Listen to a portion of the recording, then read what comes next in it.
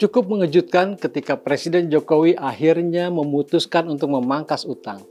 Kebijakan ini diambil 10 November lalu melalui penerbitan Peraturan Presiden Nomor 75 Tahun 2023. Dalam kebijakan itu, rencana penarikan utang dipangkas 40% dari target sekitar 696 triliun rupiah, akhirnya jadi 421 triliun.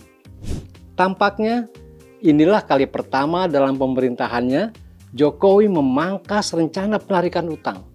Tapi pada saat bersamaan, anggaran pemerintah yang selalu cekak juga mencatat rekor baru, yakni soal pembayaran bunga.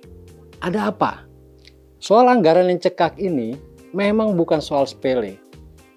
Tapi kondisi ini bukan peristiwa baru. Indikasinya terjadi sejak tahun 2012, yaitu ketika keseimbangan primer atau primary balance pertama kali negatif alias defisit.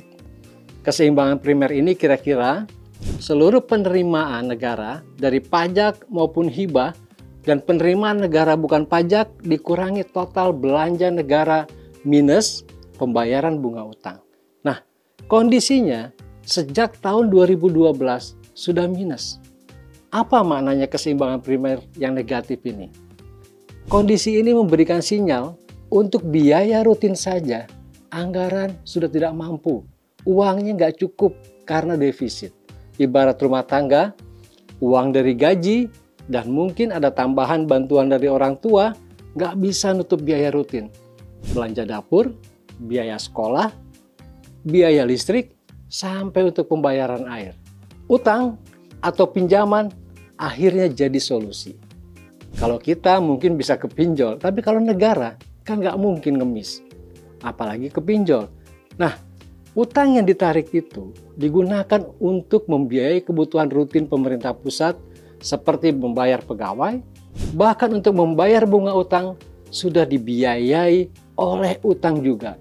Kondisi anggaran ini yang makin tak berdaya itu membuat utang sudah seperti candu. Karena kantong pemerintah yang defisit inilah, maka utang menjadi satu-satunya tempat bergantung. Baik utang dari negara lain maupun dengan menerbitkan surat utang. Karena tanpa utang, ya pemerintah nggak bisa membiayai belanja atau pengeluarannya. Apalagi untuk membangun jalan nasional. Bukan jalan tol, karena kalau jalan tol yang membiayai adalah swasta atau korporasi. Begitu juga untuk membiayai pegawai, belanja barang, belanja modal, belanja subsidi, hibah, termasuk untuk bayar lagi-lagi bunga utang. Persoalannya, walaupun sudah narik utang pun, anggaran tetap defisit. Gali lubang, tutup lubang, tapi masih ada lubang. Defisit terdalam terjadi pada tahun 2020 ketika pandemi COVID-19.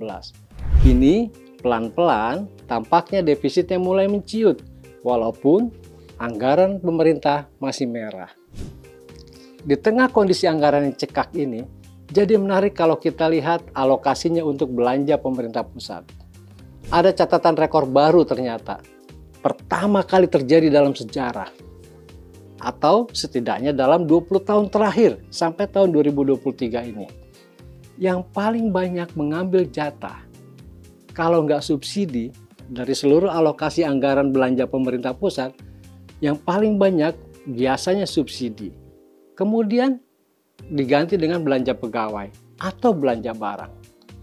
Anggaran untuk subsidi mendapatkan alokasi terbesar dari total belanja pemerintah sampai tahun 2014, yaitu sekitar 33% dari total belanja yang tercantum di APBN.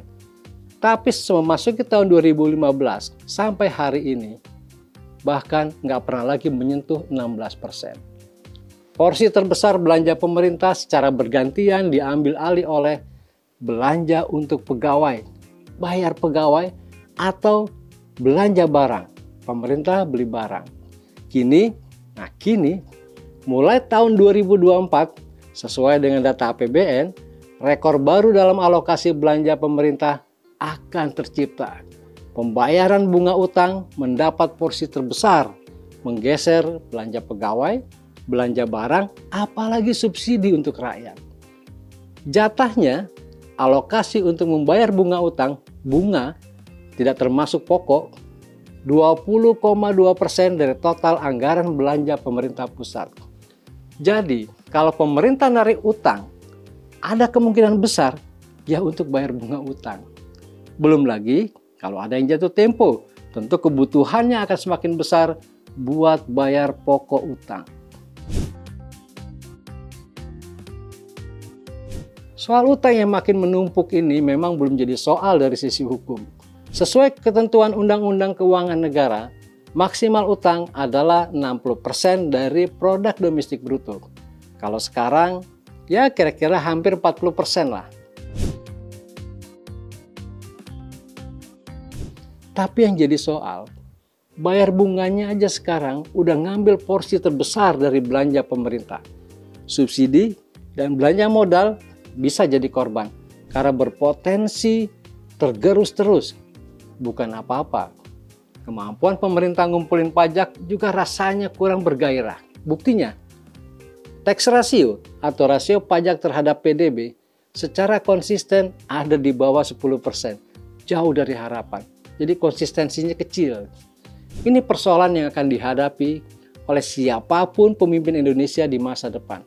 Kantong pemerintah yang cekat, istilahnya, buat hidup sehari-hari saja sudah harus nombok dari utang. Efeknya jelas.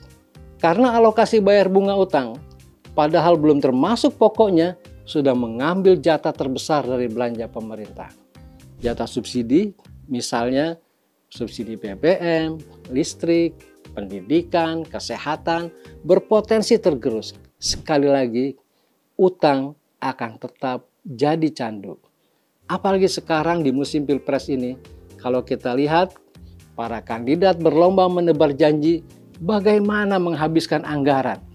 Tak terdengar satupun yang teriak begini caranya meningkatkan penerimaan negara, sehingga bisa diredistribusi untuk kesejahteraan rakyat. Sama sekali tidak ada. Eling lan waspada.